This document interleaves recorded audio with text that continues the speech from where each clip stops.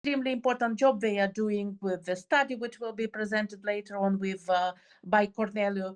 And I'm specifically eager to know about the success stories, but also good pathways for Moldova in our case, and for your countries as well, to use the insights from this UNDP study and implement the recommendations and learn from lesson learned. To all the participants, I encourage you to be active. I am ready to make note as well. Ask difficult questions. This is uncomfortable, but it's very challenging and important experience. And your voice is essential in shaping our conversation and in shaping our future. Thank you so much and have a nice session. Veronica, thank you so much. I really like that sentiment that there's nothing quite easy about this, actually, right? But here we are together figuring it out. And thank you so much for being here and helping to kick us off. Now, I am really delighted to invite you to join me in welcoming Ms. Maud de Vautibeau, Associate Director for the Impact and Human Capital Investing for Infrastructure and Energy at the European Bank for Reconstruction and Development. Maud, it's a pleasure to welcome you this morning, and thanks to you for some opening remarks as well. Maud, over to you. Thank you, and thank you very much for inviting me, dear participants, and inviting me to participate to this COP event co-organized by the UNDP, ILO, and the OECD. And welcome to everyone. Yes, as was mentioned before, gender equality and just transition are intrinsically linked and complementary. The just transition objectives, as you know, aims to ensure that the benefit of the green economy transition are shared while protecting vulnerable countries, peoples, and regions. The EBRD recognizes gender equality as a key driver for sustainable transition and inclusion growth across its region of operation, and believes that equality of economic opportunity for women and men are key elements of a modern, well-functioning market economy and essential to sustainable growth. So why just transition is important? First of all, from a social fairness perspective, new green energy projects usually won't build in the same place as old coal mines and power plants. Sometimes they can be reused, but it's not easy.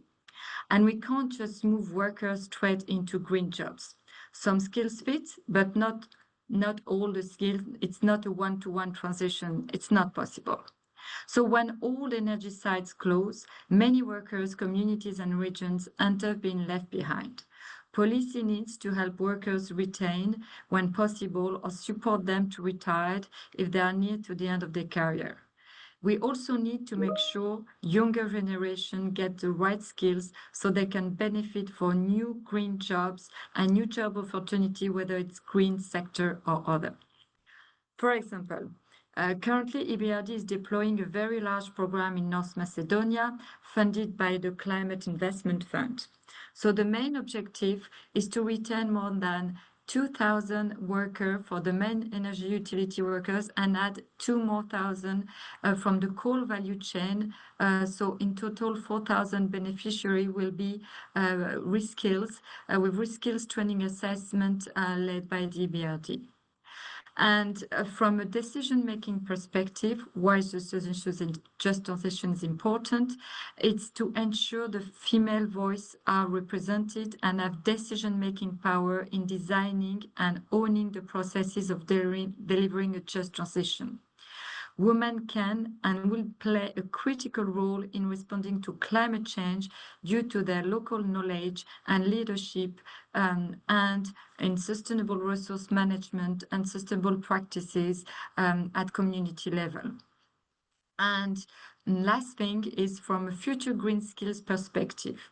Training program for women and girls in STEM, renewable energy, and transportation may be paired with removal of structural barriers, including access to childcare, workplace safety, and wage equality to ensure genuine and lasting inclusion of these women to participate to this new green job.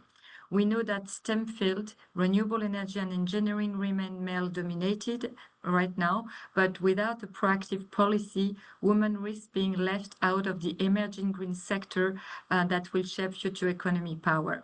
Another very quick example is the Walcott platform that will be supporting women to adopt leadership position, build community network, as well as building capacity to participate within the transition and benefit economically from the shift to sustainable.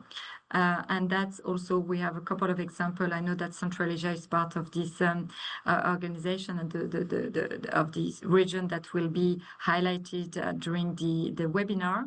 But we do have also a lot of skills program in green and renewable energy sectors in Central Asia and in Uzbekistan in particular. So ultimately, I would say that that the green transition is very important for all, and to ensure that women and all the local community are included, especially in the forward-looking manner to look at the future green jobs. Thank you very much. Thank you so much, Maud. I think you have anchored our discussion so beautifully here, not only in the why this is so important to anchor gender equality in our just transition pathways, but you've already teased the next segment of this discussion, which is about moving into more regional and then national examples. So I really thank you so much. And, you know, as we've now heard already, many countries are also starting to walk this path. Across regions, countries in very different contexts have started to uncover how this necessary transition can really put gender equality at the center of discussions, of partnerships, cross-sectoral planning, etc. Through our work with many different countries, we've seen, and we've already heard a bit in this opening, that in order to ensure that diverse women can participate and benefit from a just transition, we need critical building blocks. These include proper data collection and analysis, strengthened policies and institutions, opportunities for skilling diverse women, diverse groups, and targeted investment opportunities for women-led initiatives. We can share this slide. I'm not going to go into all of the text on the screen at the moment, but the reports that we're really pleased to help present and share today really contribute to building this evidence base, this knowledge base, and share unique experiences and recommendations from across different regions. So now I'm really delighted to invite two dear colleagues to join me on the screen to share more about these respective regional studies. First, I'm going to go to my dear colleague Corneliu Eftedi, UNDP's Regional Gender Advisor and Team Lead from Europe and Central Asia, to give us some of the key points from the new UNDP OECD regional study. How can Europe and Central Asia achieve gender equality through a green transition? Corneliu, over to you. Thank you very much, Kate, and thank you, Raquel, Veronica, and Maud for your, very inspiring opening remarks. I think we are at a very exciting moment now. Critical, as we hear that, we are yet to see a lot of inequalities in the just transition process, but also exciting because we see that gender equality is becoming central part of the just transition, and that is clearly identified through many of the platforms, including the COP platform. UNDP Regional Office in Europe and Central Asia has developed its own Just Transition Navigator, a guidance on what does it mean to work in the just transition area, because it requires policy-driven, very context-specific decisions and actions. And one of the key elements it says is that gender equality should be central to just transition, because it needs to be people-oriented, people's-focused, not only decarbonization process per se. And so together with OECD, we've embarked on this journey to really understand how can Europe and Central Asia achieve gender equality through green transition. So we went into analyzing labor force data from the government, and we also did qualitative data collection through interviews, focus group discussions, and surveys. About 2,000 people, I think, participated in the survey. Very interesting data, basically, that shows that inequalities are already visibly replicated or worsened, if nothing is to be done collectively from those who work in the just transition area. Only 2 or 3 slides I'm going to show, just to give you a little bit of a flavor from the study, and then encourage you to read the full study. We thought, okay, who gets the green jobs currently? So the current shape of the green jobs in Europe and Central Asia is actually only 3% of the total amount of the jobs in the region. Can you imagine?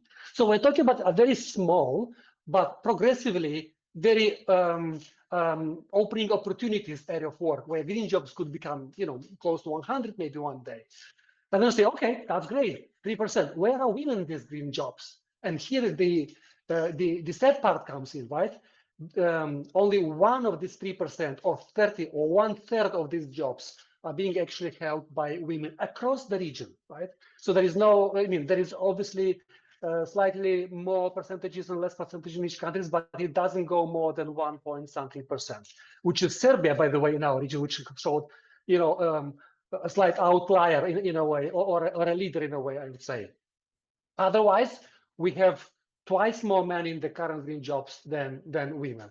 It's not on the slide, but I'm just going to say that it's very interesting that the green jobs are mostly concentrated in either the capital cities of the countries or the big industrial cities. And as you go to the rural areas, you see basically 0 green jobs for women, while green jobs for men are still there, less, but still there. There is almost 0 green jobs for women in those areas. So I think that all is kind of hinting to the social norms and all the discrepancies that are already happening on the labor market. All right, then we also looked at the education level, and we also seen that while for men in the green jobs, the spread of the green job, the spread of the education is kind of equal. So there is equal men in green jobs with high education, equal men in green jobs with vocational education. For women, it's mostly those with higher education. So that's also another important aspect that the policymakers need to know. Then we look into the future and say, okay, can we look into the transferability of the current skills of those who are in the brown jobs right now to the green jobs, and how easy that would be? And of course, here OECD came in very, very helpfully with their methodology, looking at basically a percentage of the skills that could actually be used also for the next green jobs. And we have detailed data information on that in the study.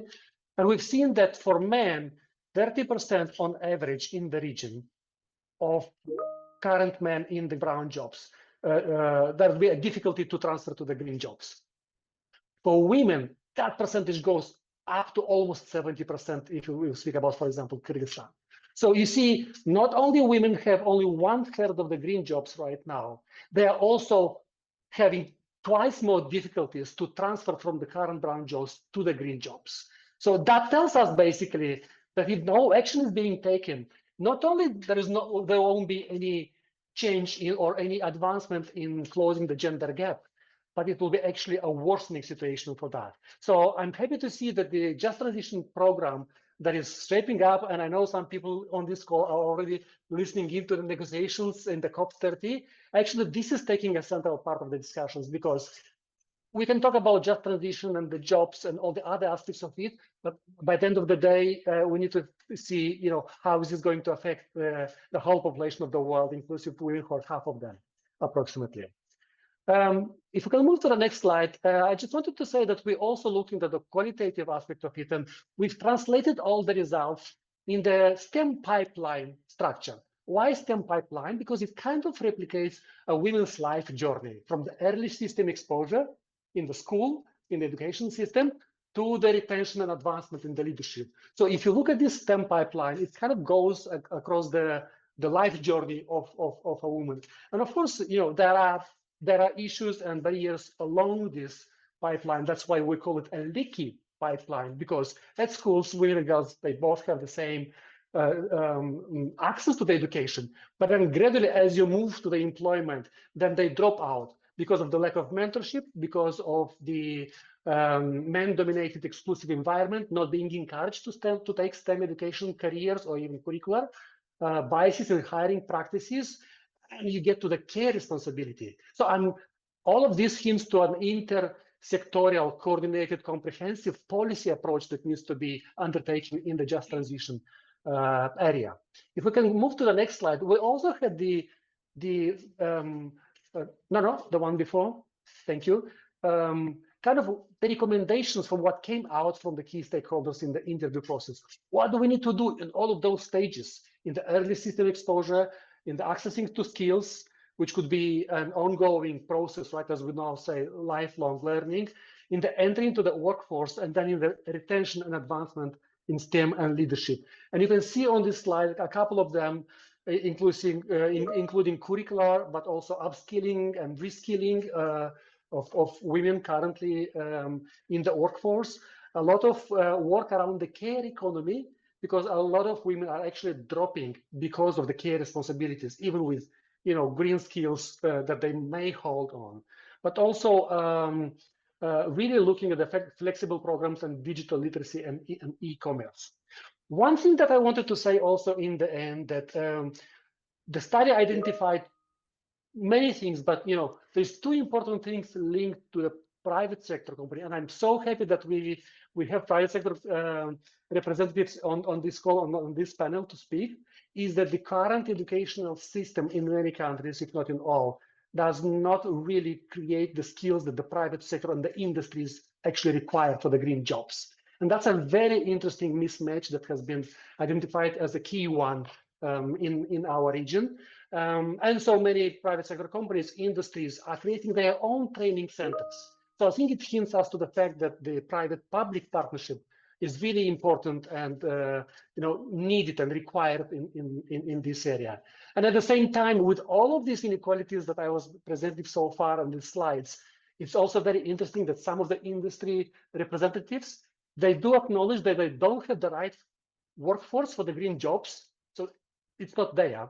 At the same time, many of them don't see gender equality as the barrier for that, while the official statistics and the data given by the governments actually shows that. So I think there is a lot of also unpacking this with the industry per se, and I think we need to work more with industries. And finally, just to say, so happy that out of this study, the Women's Powering Just Transition Network in the region has emerged, and I'm really excited about that. I'll stop here, Kate. I know we need to be short on time. Thank you so much. You've gone a little bit over time, but that's okay because this study is so interesting. And Ayak, if you haven't already, please do make sure we put the link to this exceptional regional study with new data, a lot of concrete information and recommendations into the chat, please. Big kudos to everyone. And yes, we will be hearing more about that network at the end of this discussion. So please stay on the line. But without further ado, and thank you for being patient, my dear Guille, let me turn to my other wonderful colleague, Guillermina Martin, who's the Regional Gender Advisor and Team Lead for Latin America and Caribbean for UNDP. So Arbeck is not the only trailblazing region, is it? I would love to hear a little bit from you, Guille, about some of the takeaways we should have in mind from your recently published brief. Over to you. Thank you so much, Kate. You know, this is important for us. The Latin America and the Caribbean is the most vulnerable region for the climate change. We're in recent temperature, extreme weather, and ecosystem stress. Yet this is depend poverty and magnified gender inequality. For us, it's very important. This document. We need comprehensive exacerbate poverty and gender inequality, especially the rural, indigenous, Afro-descended women in this region. These women bear the disproportionate burden and the unpaid care work, limiting their autonomy and the access to opportunity. The transition to low carbon economies could generate of this region the 50 million net jobs by 2030. However, with inclusive policy, most of these jobs will benefit only men, perpetuating gender segregation and in emerging green sector. In the line with the ILO guidelines for us and the drawing an extensive experience in the UNDP and ILO in this region in supporting governments in implementing policy, programs, NDC, MBSAP, Climate Promise, and the different energy sector, we are pleased to launch document that we are truly excited about this document. And it outlines its 9 key policy areas designed to ensure the just transition in also an equitable one. This area must be addressed in integrated and in coordinated manner across sector. The fourth just transition, equal transition, we propose from the 9 policy areas to be this cross-cutting way. The first is important macroeconomic and growth policy. We need include gender responsive budgeting, for example, economics, the UNDP moment for is very important, but we need work fiscal incentive, a public-private partnership that close gender gaps, and this moment is essential. The second is industrial and sectoral policies. Transform key sector with the gender diagnosis and the target women inclusion emerging green, blue jobs, very important for us with extensive experience. The third, integrate enterprise-related policy, enable women access to finance, technology, and market, green, blue, and digital economy. For example, preferential credit lines, gender equality seal for us, but many stuff that the banks include this perspective. The third, similar with the Cornelius say, skill development training, train women in the STEM, renewable energy sector, reduce occupational segregation. Obviously, the climate crisis, we need reconsider occupational safety and health, embed gender in the new workplace risks, and ensure safe working conditions across feminicide sector, agriculture sector, and the male-dominated sector. For this is important for ILO, but the all agencies, the United Systems. Obviously, it's important the social protection and the care system is the key. The social protection expand coverage, especially for women, rural and informal sector, design social protection adapted to climate change, and subsidy the foster comprehensive care system, invest in the care system.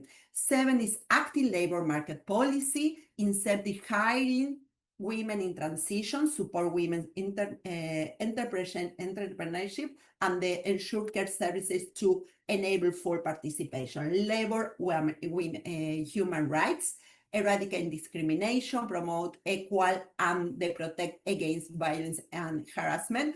Obviously, ratify all ILO convention is important for all countries, and obviously this is not possible since social dialogue. Reduce polarizing moment.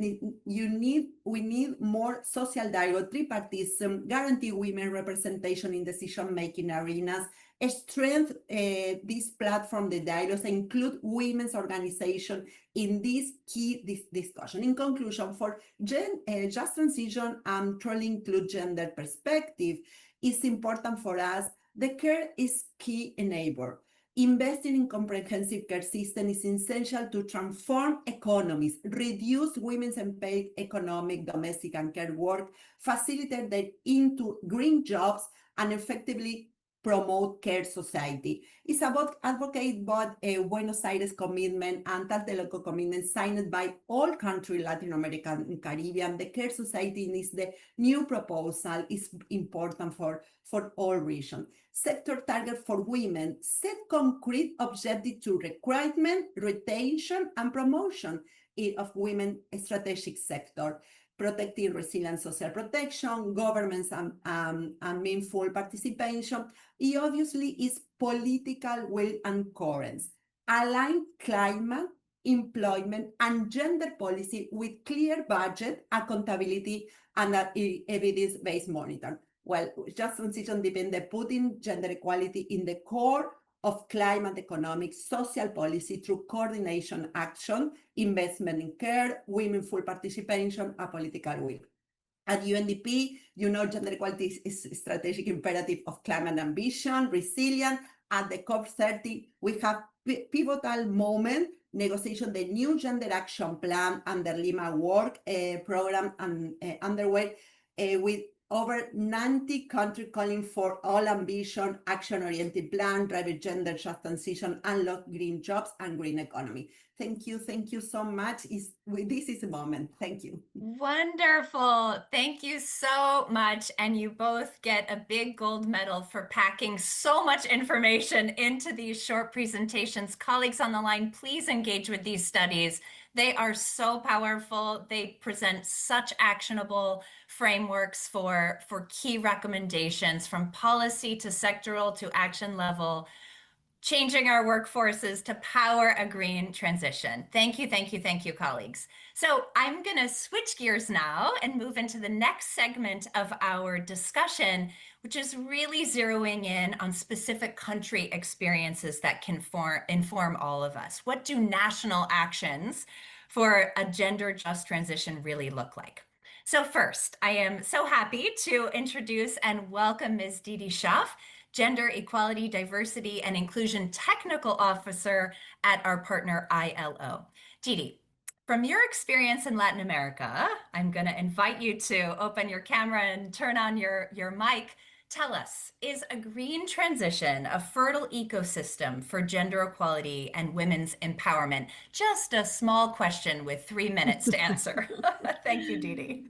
Thank you so much, Kate, and good morning, good afternoon, and good evening to everybody participating in the event. It's a pleasure for me to be here today. And like Kate said, it's a small question, but quite complicated, I would say. But my answer to this question would be yes. I think the green transition can be a fertile ecosystem for gender equality and women's empowerment, but only if we cultivate it deliberately. And I think we heard that also already from the previous speakers. Without a gender-responsive approach, the transition risks reproducing or even deepening existing inequalities. So we all know that women and men are affected differently by climate change because of women's historical disadvantaged position in societies and economies. Like, for example, women, especially those in the informal economy or in rural areas, are often among the first to experience climate shocks and the last to benefit from new opportunities, technologies, and knowledge. And at the same time, the green economy holds an enormous potential. The ILO estimates that up to 25 million new jobs could be created. Of course, other jobs will be also reduced or abandoned. But to reduce current gender inequalities, women should be part of these new opportunities. However, women are very much underrepresented in sectors related to science and technology, green jobs, and in decision-making, as we have also seen in Cornelio's presentation.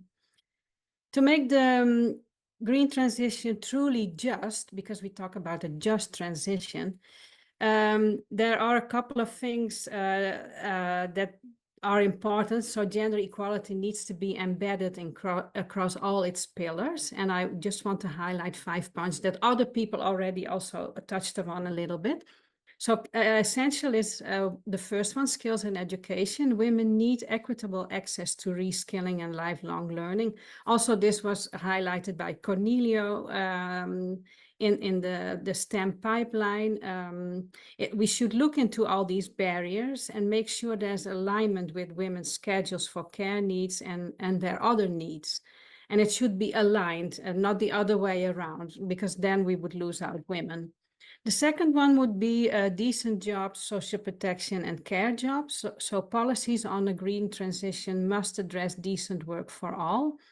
The care economy, which is paid and unpaid care work, referring to domestic work, childcare, elderly care, healthcare, and education, is often overlooked. And I'm glad everybody so far has mentioned it, but it's often overlooked in climate strategies.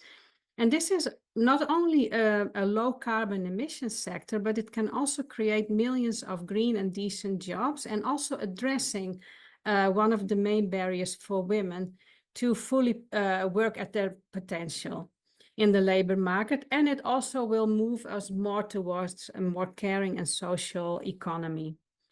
Then a third one, a social dialogue and leadership is crucial. Women must be at the decision-making tables in shaping climate policies, just transition frameworks, and also finance mechanisms. Then another one that I feel is another element that's very important is data and finance. So gender disaggregated data is a priority, also on intersecting elements such as indigenous identity, and access to finance opportunities for women-led enterprises and initiatives should be prioritized. Then I would also like to promote one of our publications. It's an ILO policy guide on gender equality and inclusion for a just transition. It's more broad than what was just explained in the partnership between ILO and UNDP, but it provides practical entry points to make climate and labor policies gender responsive and is available in many languages, so I will ask your colleagues to post the link soon. So to conclude, I would like to say that a just transition is about green jobs, is about less carbon emission, but also about people. It's about fairness and about equal opportunities, and it can be a fertile ground for gender equality. But we would all need to nurture this by taking deliberate action. It doesn't come automatically. Thank you very much. Exactly. It doesn't come automatically. It takes dedicated attention and dialogue like this one. So thank you so much, Didi. I've been thinking as you're talking about the relevance and importance of the more than 100 decisions that parties have taken under the UNFCCC process to anchor gender responsive action in our climate planning. And NDCs, of course, is one of the most important ways that countries think about and plan and invest in that implementation. So with that maybe semi-clumsy segue, I'm really delighted to turn the mic over to my dear colleague from UNDP from Kyrgyz Republic, Baktigul Yesbyakova. I'm sorry, I know I didn't get that quite right, who's the NDC project coordinator. I want to turn to you now to share, are there some examples from Kyrgyzstan, specific examples of actions and lesson learned to ensure energy, agriculture, mobility, and infrastructure transitions both involve and benefit directly women through the NDC process? Over to you. Thank you very much, Kate. Good day, dear colleagues, partners, and friends. It's a real pleasure to be here with you and talk about very important topic, gender just transition. So when we talk about just transition in our country, in Kyrgyzstan, we are not talking about decarbonization. We are talking about people, about fairness, dignity, and new opportunities for women and girls. As we move forward to a low carbon and climate resilience future. Building on our national progress, Kyrgyzstan has developed its next generation NDC 3.0, which was submitted to UNFCCC, and the concept of carbon neutrality by 2050 and then up. With support from UNDP Kyrgyzstan, these frameworks provide clear directions for both mitigation and adaptation. But more importantly, they place people at the heart of climate action. For us, just transition means ensuring that the shift to a low carbon economy protects livelihoods, promotes social inclusion, and leaves no one behind. Kyrgyzstan has taken concrete steps to turn this principle into practice. NDC 3.0 integrates gender just transition principles, which each mitigation adaptation sector from energy and transport to agriculture to water was reviewed through a gender and social inclusion lens. A national vulnerability assessment identifies who is most at risk and who stands to benefit, which based on 7 criteria: income, employment, health, gender and social discrimination, living infrastructure, disability, age, and sex, enabling objective identification of priority groups. That's how women, youth, and vulnerability communities became visible in our climate policy. This process revealed how climate change and energy transition affect women and vulnerable groups differently. For instance, women in a rural area in our country spend up to 30% of household income on energy and are overrepresented in unpaid care work during energy shortage. Key measures in NDC 3.0 include gender-responsive budgeting, increasing participation of women and youth and in renewable energy projects, and gender-disaggregated indicators in climate monitoring. We then went to a step further. Kyrgyzstan conducted the first ever just transition readiness assessment in Central Asia. We asked the hard question: who gains, who loses? The findings shape our just transition roadmap to 2035, including a national retraining program for workers in carbon incentive sectors, a green professions initiative for youth, and financial access for women-led renewable energy businesses. But our approach is not limited to gender. It's about gender equality, disability, and social inclusion. We now have targeted measures like interest-free social credit for women and low-income households, community-based renewable energy cooperatives led by women, and inclusive awareness campaign reaching marginalized groups in rural areas. And critically, women's participation is not symbolic.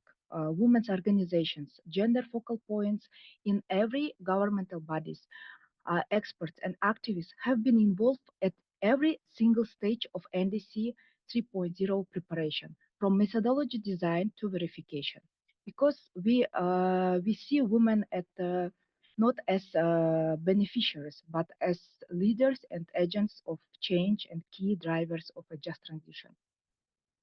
So let me end with a story from Fergana Valley, which is the most vulnerable area in our country and in the region in Central Asia, where women are leading resilience, adaptation, and peace-building efforts.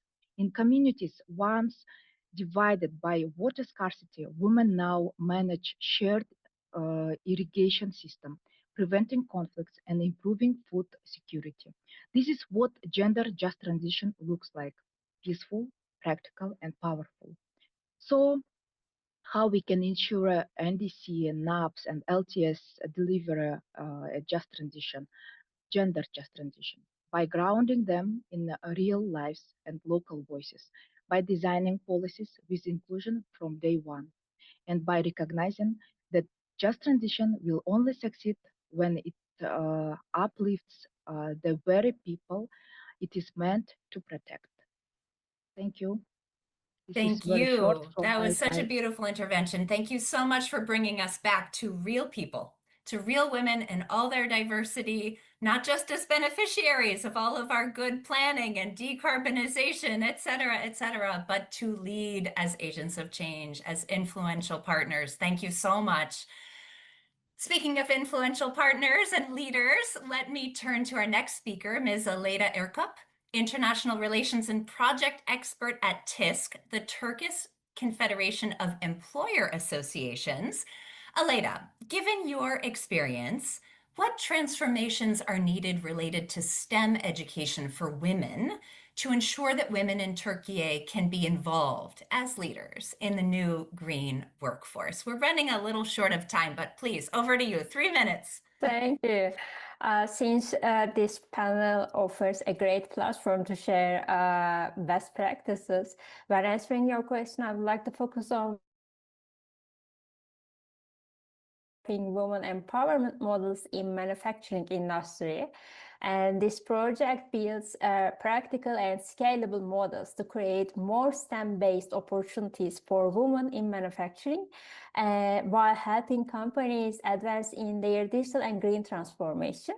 So several key challenges triggered this project, actually. We all know that after the pandemic, many manufacturers faced new realities, disrupted supply chains, fast automation, especially young STEM graduates were still left out. And across our region, green jobs, only 1 in 3 of these jobs is held by a woman. In Turkey, it is even lower. In many industrial areas, women make up less than 10% of the manufacturing workforce. We saw that these challenges were deeply connected, and companies needed skilled workers and women had the talent. So we asked how we can make STEM training lead to real opportunities for women in the green economy. And that became the foundation of our project.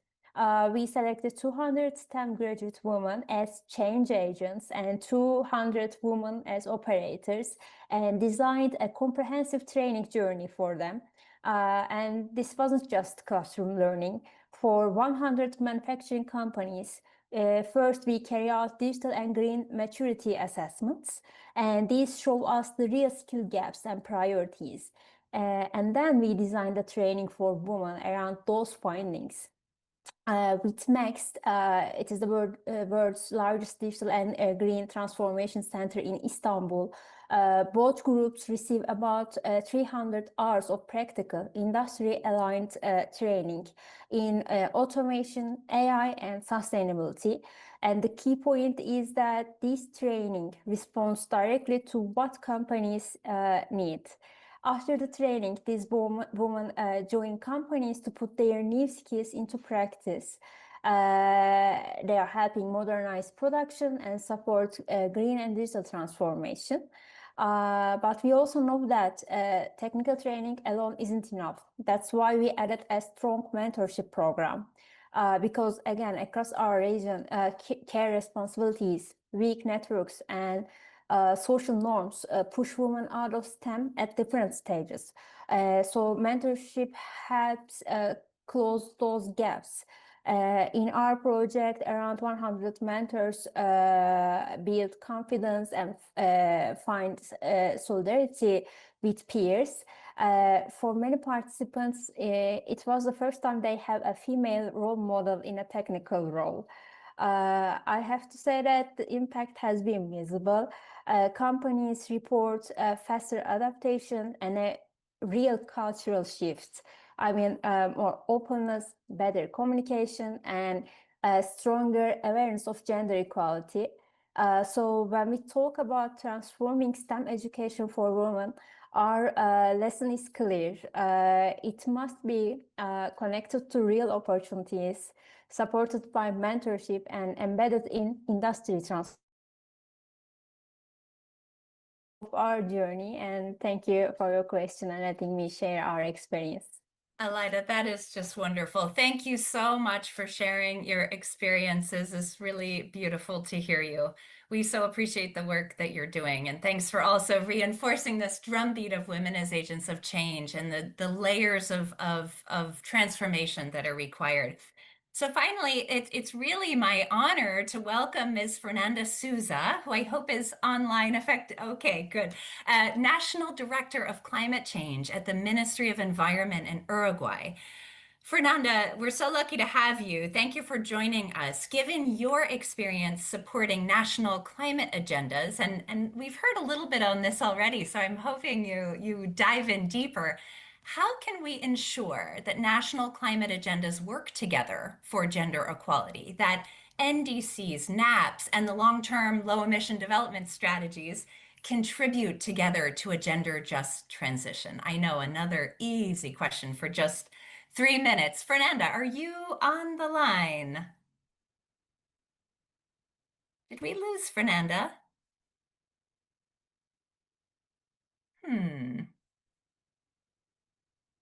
I think we may have lost Fernanda. I know she was having a little bit of a technical issue. So maybe I will move to our next segment and invite Fernanda to come back if she comes back on the line. I'm just checking to see if I've missed her. All right. Do we have Sinead back from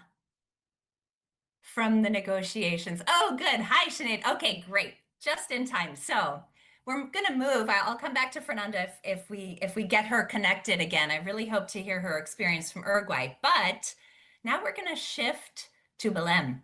And we are so lucky to have one of the representatives from the Women and Gender constituency there on the ground who's working on the Just Transition Work Program. So Sinead Ms. Sinead Magner is the coordinator of policy and programs at the Women's Environment and Development Organization WeDo. Sinead, can you tell us what's going on in Belém? What is expected from the Just Transition Work Program negotiations happening these weeks? And what are the positions of the constituency? What are you hoping for? Over to you. I can, and I could do it in 2 minutes. So in Belém, it's hot, it's sweaty, the ventilation is so loud, everybody, it looks like they're being stewed in a big soup, so perfect environment for negotiations you can imagine. In the Just Transition Work Program negotiations, which I've just dipped out of, they are feeling like a very, very promising and fruitful space, which can be very refreshing in this process. So two of the main things that are notable, that are happening at the minute, are that we have this draft text that came from SB62 that's really, really well crafted. And we have one paragraph on finding right now the modalities of this work program are dialogues, okay? So 2 dialogues a year. It hasn't been so clear up until early this year exactly how that would be operationalized or implemented, or what we would do with those dialogues. Now we're seeing a paragraph where those dialogues are reflected almost as principles for just transition at national level. And we have some really juicy, really, really good stuff in there. For the first time ever in the UNFCCC text, if this passes as decision, we have mention of care work and informal work. We have the importance of taking a gender responsive approach. We have labor rights in there. We have human rights in there. And we also have a placeholder, because the last dialogue was on energy. So right now the parties are talking about what's going to be in that placeholder. So things around so-called critical minerals. It might be the first time ever also that minerals are mentioned in a text. And so that's really, really exciting. But what's even more exciting, if possible, is that we also have a paragraph to set out new institutional arrangements under this work program. So an institutional arrangement, which would be a permanent structure under the UNFCCC on just transition. This concept of a just transition mechanism, which has a fun acronym, the Belém Action Mechanism, or the BAM, this is actually something that was built and created and initially prototyped by the constituencies. Trade unions, feminists, environmental NGOs, youth all came together and built this proposal and elaborated it a lot more, socialized it amongst the parties. And what we saw yesterday, or maybe the day before, maybe yesterday, is that the G77 have put forward this as their main demand. So G77, who are the developing country bloc, are extremely united that this is their demand. And what we're trying to do at this is just to establish it and establish those key functions. And what this would do is essentially operationalize those principles that are in paragraph 11. Because right now work on just transition globally is fractured and disjointed, and the landscape is confusing, and there's duplicative work and it's not so clear. And this would coordinate the work happening in all these different spaces under the ILO, but also at the national level, make best practices available, match up funders with projects, and just make the barrier to entry for just transition for a global south that little bit lower. And also act as this knowledge bank for all of those things that are mentioned in paragraph 11. So things to do with care, like understanding care as this essential climate infrastructure, gender responsive approaches, so that countries starting their own just transition journeys can go. We also have a help desk function, so they can go to the help desk, and the help desk can say, we have this best practice, we can pair you up with this country who's done a similar thing, or we could do some peer-to-peer learning. There's somebody else trying to do a similar thing. So it's a beautiful thing. It's really exciting. And the room right now is feeling right to deliver something that actually delivers for people and communities. Maybe more than 2 minutes, but follow just right now is a nice place to be. Every second was worth it. Thank you so much, Sinead. You're amazing. We are with you in solidarity. We're so excited by the work you're doing. The Women and Gender Constituency, colleagues, is open for anybody to participate in. So reach out to Sinead if you want to get more involved in the negotiations, follow them more closely. Visit the Women and Gender Constituency online. This is the official women's major group organizing and under the UNFCCC. We're with you. All our fingers and toes are crossed. This is an exciting moment in the negotiations, and I hope this dialogue and all of these country examples are just fueling you with more energy to get it done in Belém.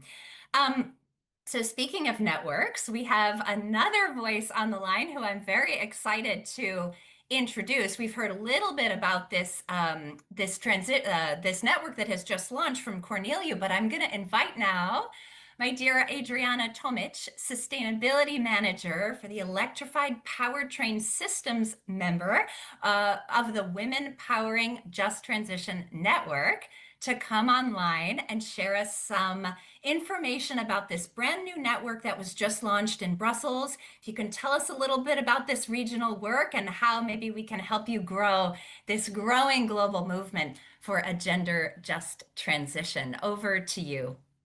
So thank you very much, and happy to be part of this global mission and discussion. Mainly our collective action framework we propose as a network creates a both policy roadmap and at the same time the call for the action. So it should represent the critical bridge which we identified between the global climate and other commitments that we have and national transformation that has to happen urgently. Therefore, our network is essential engine to this change. It must collaborate and connect every sector from different governments to industry stakeholders to civil societies, so complete network of different and diverse communities that has to participate in decision-making process. And also it outlines the core commitments, how we should accelerate the gender responsive just transition across the region and beyond, because we are aiming to elevate women from different climate stakeholders to system architects of the green economy. We identify multiple areas coming from needed of public-private partnerships with industrial symbiosis and new green jobs and skilling for the world of work, which is changing. As most of participants already highlighted, we also identified common focused areas, which are definitely green and digital skills, especially now looking into the digitalization take over our workplaces. Then we identified that is needed responsible climate finance, especially blending the financial mechanisms for women scientists, for entrepreneurs who are leading the climate change. Also, what we identify is the value reduced and redistribute the unpaid care work, which is very essential because there cannot be climate justice without care justice. And our framework stressed out that a just transition requires significant investment in social and physical infrastructure to support the care system. So that will feed up the women's time for education, to be leaders and to be entrepreneurs. We want also to stress out that leadership in decision-making is especially important for women, so that they are integrated within every national energy strategies to the local transition communities and councils, especially within STEM participation targets, and directly into the national determined contributions, and also within the national climate policies and low emission strategies, where it's essential to turn the climate plans into the inclusive transformation strategies. Also, what was also emphasized is that we have to measure the benefits, who is left behind within gender disaggregated data. Therefore, together, multiple commitments and proposals from our collective pathway is there to support not only low carbon economies, but also inclusive and just transition where women are recognized as leaders, as designers and decision makers of the new green economy. That's why we invite all of you, the global partners, to join us in scaling this regional framework to connect all the experience with the global architecture of gender responsible climate action. Wonderful. Thank you so much. Thank you so much for the work that you're doing. I know there's been a link in the chat now to connect if anyone wants to engage and help grow this important network. Thank you so much to all of our speakers. As we're just a couple of minutes over, we're going to move to our closing remarks. But before I do that, I want to pay a special extra thanks to our partners, OECD and ILO. I also want to thank the UNDP teams across all regions who are working together on this topic. Special thanks to Tiffany, Juan, Andrea, Ayak, all of my amazing colleagues behind the scenes here. Thank you so much for doing this event together. So without further ado, I am so happy to turn the floor for some last words, reflections, some insights to take us forward with some closing remarks. My colleague Vesna Bisheva, our UNDP regional team leader, calling in from the Inclusive Growth team. Vesna, thank you so much for being on the line and for working with us in this session. Over to you. Thank you, Kate, and my sincere thanks to each and every one of the speakers and panelists for their rich, inspiring, and insightful contributions. Today's dialogue brought together a global perspective from Europe and Central Asia to Latin America and the Caribbean, showing us that while our context may differ, our shared goal is clear. We aim for a just transition that puts people at the center and leaves no one behind. I think today we also acknowledge the necessity for systemic policy actions that creates the space needed for women's agency to address structural gender-based inequalities in the economy, but also in the society at large. In a way, I consider this meeting as a call to the delegates at COP30 for advocating the gender lens throughout their deliberations, but also in the commitments in the outcome document.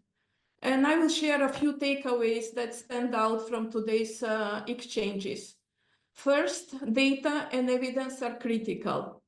Today, we were presented compelling findings from a new study by UNDP and OECD, and we acknowledge the increased attention and investment to granular, gender disaggregated data, and we encourage to keep this momentum and further collaborate in this area.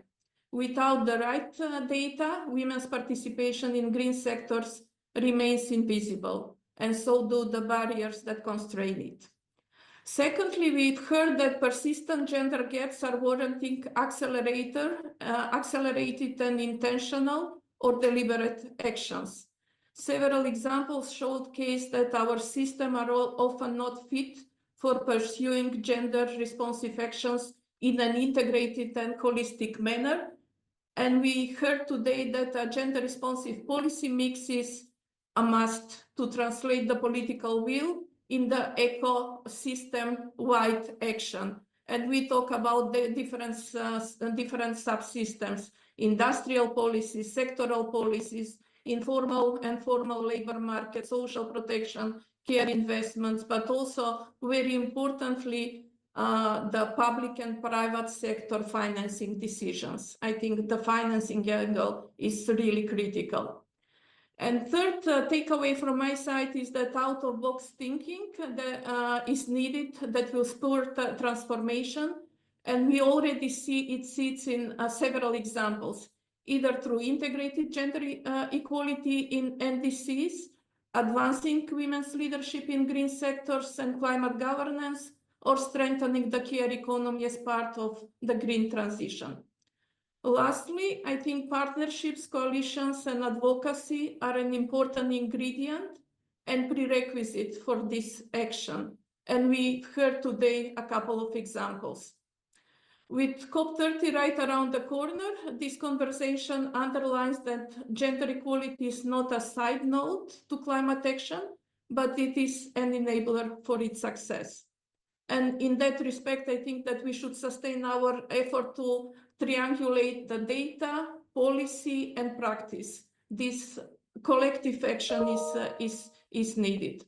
At the end, I would just like to echo Adriana's invitation to all of you to explore and contribute to our shared framework for collective action on gender-responsive just transition, but also to amplify this initiative through your circles and networks. So again, sincere thanks to everyone, and back to you, Kate. Thank you so much, Vesna. That is a perfect close for this session. I hope you are all encouraged, inspired, some new tools and insights to carry with you into your work. For those of you who may be following the negotiations or calling us and joining us from Belém, We are with you there in spirit, very much with high expectations for gender equality, staying at the heart of every aspect of climate action, and certainly shaping and benefiting from this just transition that is necessary ahead. So big thank you to all of you. Thank you for being on the line. Thank you so much for this collaboration. Have a wonderful day. Take care, everyone. Bye. Bye, Thanks. everyone.